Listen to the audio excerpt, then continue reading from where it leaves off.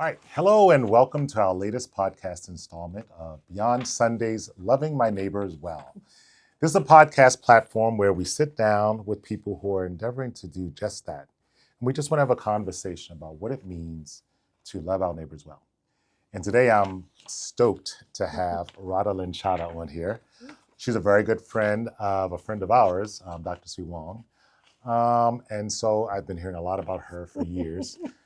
I've worked adjacent to her husband when I was at Johnson & Johnson, and he is doing some great work in the field of diversity and clinical trials and really bringing it to light issues around health equity when it comes to treating patients. So I'm just excited now to have Radha on here. So welcome to the show, Radha. Thank you, Kyle. And I want to say the same. I've been hearing about you for years, lots of wonderful things. I'm excited to be here. Yeah, great. So we'll let you give a little bit of background in terms of what I want to get into is really some of the things that you're doing in efforts to kind of love your neighbors well, but also want to give a little acknowledgement to the things that you are doing. First of all, you're a physician, yes, and you're a lawyer, and now you're a published author. Yes. And so we actually have our book here on set today. So a lot of different things that you are accomplished with and still are accomplishing. Mm-hmm. But we want to talk a little bit about that. We'll get to that, but really about some of the impact that you're having that I've heard about, which made me excited about asking you on this podcast in terms of everything you've done in your medical time, with your legal time, and some of the things that you're really passionate about when it comes to your neighbors and how you can have a positive impact on their lives. I love that. Thank you. So as you mentioned, I think of myself primarily as a physician. And in that role, I've always thought of myself primarily as an advocate. And I really see the role of a physician as, of course, bringing scientific knowledge to a medical problem that's at hand. But ultimately, I think good doctoring is a combination of that and probably in larger parts, really almost like ministering to your patients and really understanding, who they are, what their walk is, and putting their medical problems in context. And that context is actually usually much more important in many ways than the medical problems they come to see you for. And so I've always considered myself an advocate first. And that's actually continued, throughout my career, different iterations, whether it's being a teacher, whether, starting a business. I've always seen myself ultimately as advocating for people or for a population that might otherwise not be known. And now I find myself with a book, and the book really came out of a spirit of that same advocacy, that same notion that that's the purpose. Oh, perfect. And I know you have an interesting background too, ethnic background. Your father is East Indian and your mother is Chinese Malaysian? Yes. Yeah, so talk a little bit about that and how that diversity kind of shapes some of how you engage today. Yeah, so, as you've mentioned, my dad is Indian and he grew up in Kenya. My mom is Chinese, she grew up in Malaysia. And they met in the UK, which is where I was born. And I think from the very beginning, that idea of being part of diaspora and how that affects identity has always been really fascinating to me. I've always wondered about their journeys. And really, I tell a story that when I was a younger kid, I remember, and I want to be clear, there was no meanness, there was no mean girl activity here, but I remember never feeling quite Indian enough for the Indian side of my family and never feeling quite Chinese enough for the Chinese side of the family. And then, I was born in England, and so it's like there was that, another cultural aspect that was on it. And so how has that affected me? I think I've always been very sensitive to how do you form your identity and, how do you walk in this world feeling like you're fully in yourself? And that's where it started from. I remember being at that age and thinking to myself, well, I can't make myself more of anything. I'm just who I am. And I kind of went with that. I'm very grateful that I had that sense from a young age. Yeah, that's perfect. I don't have that experience, but my kids have that experience. I'm African American. My wife is East Asian Indian. And so they've often kind of expressed, where do I fit? I'm not, African American enough, and I'm not Indian enough. So they've gone through that psychological gymnastics in terms of how do I fit in and where do I fit in. And I live in a community which is predominantly white. Yes. So the identity question comes up quite often. So I appreciate that a lot. but I also appreciate the sensitivity that it gives you for other people, which is loving your neighbor well and doing that. Talk a little bit, because I was fascinated when you were on Good Morning America, you were talking about your time in China. Right. Yeah, so talk a little bit about that. Well, so I ended up coming to China after I already had a 5-year-old and a 4-year-old. My husband's job took us to China, as you mentioned. He worked at the time for Merck Pharmaceuticals, and that took us to China. We thought we were going, and to be clear, we went to Taiwan first, and we thought we were going to be in Taipei for about 16 months, and then we were going to be coming back to New York City. But we didn't return for over 9 years. Oh, wow. and that journey was so interesting because none of it could be seen beforehand. Yeah. And I always think about the fact that, there are bigger plans for us than we could ever imagine for ourselves, right? Yeah. And so that really played out in that setting. And going from Taipei and then to Shanghai and then to Beijing and spending 9 years abroad, I was filled with all kinds of experiences that I could never, ever have imagined myself having, including practicing medicine in China. If you had asked me, is that even a possibility? I could not have even dreamt of such a thing. Working with the China CDC on a book about the HIV/AIDS epidemic in China. And then also my experience with rural migrants. I was in China, living in Beijing. I'd lived in Shanghai, and because I had taken some early time to learn the language and was able to have really great conversations, I was able to really talk to a lot of the workers in my building where I lived or where I worked at the hospital, and I discovered almost to the last one of them that they were rural migrants, that they were not from the city of Beijing. And I learned about their journeys of migration, and what does it mean to be a rural migrant and come to the city? How does your identity form? How are you seen in this new environment? And then how are you parenting across a distance, right? If you've left children somewhere far away with relatives. So all of my own kind of striving to understand who I've been and understanding my parents' journey, and then it was interesting to then myself be, a newcomer to a new land, and then to meet even the people that were there and learn that they too were people who had moved over space and time and had to kind of confront their own identities. That's an amazing experience. And your kids were there. Your 2 girls were there. My daughters were there. And how did that shape or impact them? Well, I would say it was an incredible experience for them. They went first to Taipei when they were 5 and 4, and for them, going from there and then to Shanghai and to Beijing, I think they really became very proud of who they are. There was this strong sense of, who are we in a setting where we're in an international school, people are from all over the place, and then we're in, Taipei, and then in Shanghai and Beijing, and we're in this other, bigger context. And so, believe it or not, you are constantly having to be kind of like, who am I?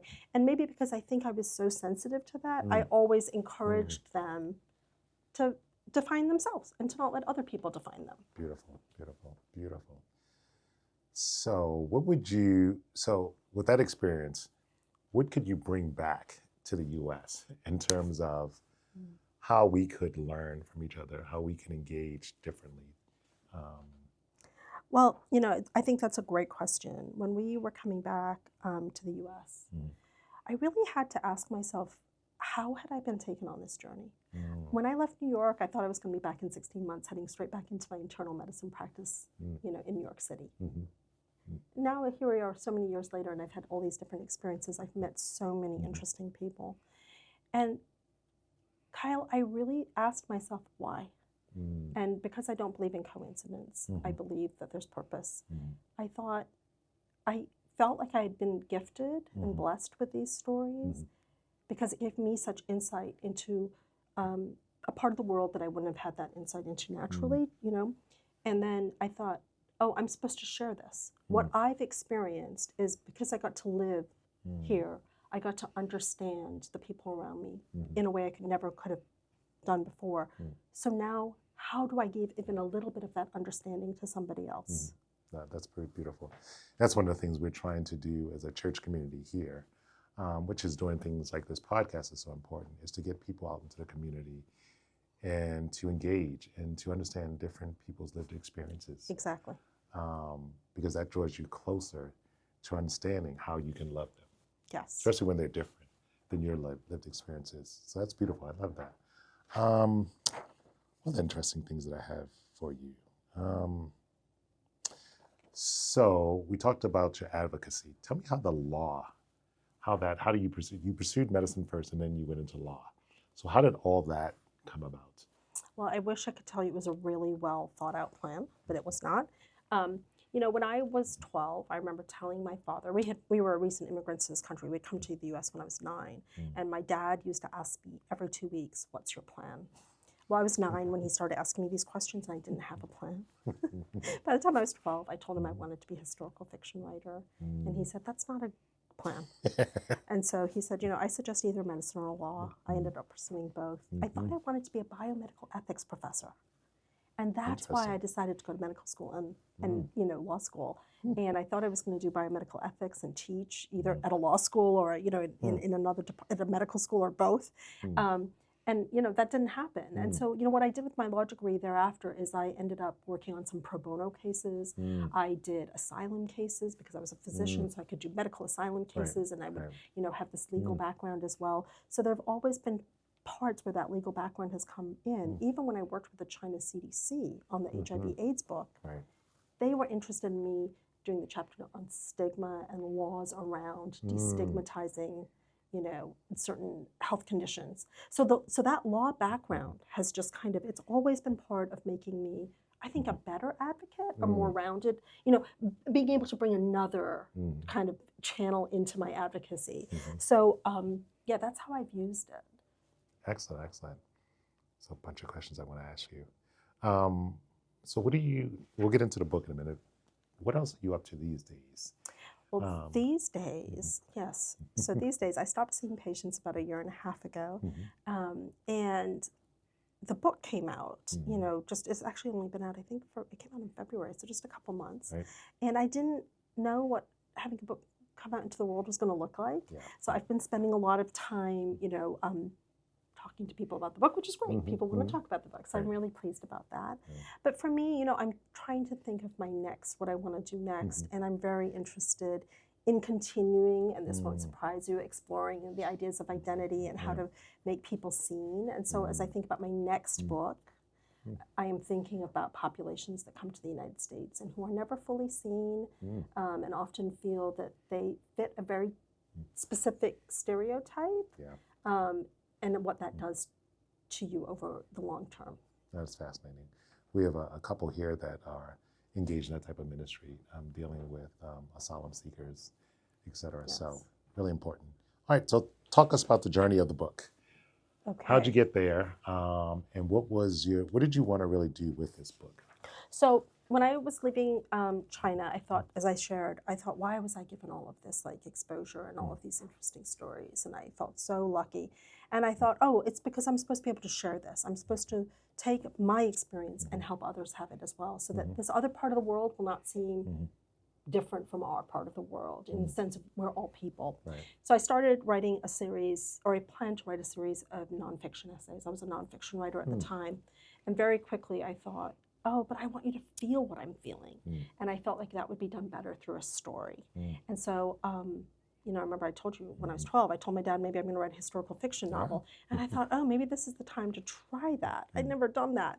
And so I started kind of thinking of characters that I thought, exemplified, none of the characters is one specific person I met. There are many, many, many different people from different parts of my life. But I wanted to put them together, and I wanted the reader to really have a sense of being there, being in China, experiencing what it was like to be a migrant, experiencing what it was like to be tackling issues of mental health and, other concerning healthcare conditions. What does that look like? What does that feel like? How does it affect a community? And how does a community react? And how is there a path forward? Beautiful, beautiful. I'll tell you, I've not read the whole book. I've kind of thumbed through it and just kind of read through it because I want to be a little bit familiar with the work.